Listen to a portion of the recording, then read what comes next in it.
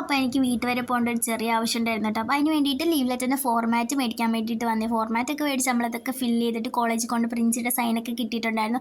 അത് കഴിഞ്ഞിട്ട് നമ്മൾ നേരെ വീട്ടിൽ പോകാനായിട്ട് റെഡിയായി ഇറങ്ങിയിട്ടുണ്ടായിരുന്നു. എൻ്റെ കൂടെ 2 പിള്ളേരും കൂടെ ഉണ്ട്. നമ്മൾ ഇറങ്ങിയപ്പോൾ തന്നെ പെരും മഴയായിരുന്നു. അങ്ങോട്ട് ബസ് വന്നു, പക്ഷേ ഇങ്ങോട്ട് ബസ്സൊന്നും കിട്ടിയിട്ടില്ലായിരുന്നു, മഴ ഉണ്ടായിരിക്കും. അത് കഴിഞ്ഞിട്ട് കുറേ നേരം നിന്ന് മഴയൊക്കെ തോന്നപ്പോൾ നമുക്കൊരു ബസ് കിട്ടി. ആ ബസ്സിനകത്താണെങ്കിൽ നിറയെ ആൾക്കാർ. പിന്നെ അത് കഴിഞ്ഞിട്ട് ബസ് കയറി കഴിഞ്ഞ് വീണ്ടും മഴ പെയ്തായിരുന്നു. പിന്നെ നമ്മളെ ഭാഗ്യം കൊണ്ട് നല്ല ബ്ലോക്കായിരുന്നു. ട്രെയിനിന് കിട്ടൂലെന്ന് വിചാരിച്ച് നമ്മൾ ഇറങ്ങി നടന്നപ്പോഴത്തേക്ക് ബ്ലോക്ക് മാറിയിട്ടുണ്ടായിരുന്നു. പിന്നെ നമ്മൾ ഓടി എങ്ങനെയൊക്കെയോ റെയിൽവേ സ്റ്റേഷനിൽ എത്തിയിട്ടുണ്ടായിരുന്നു.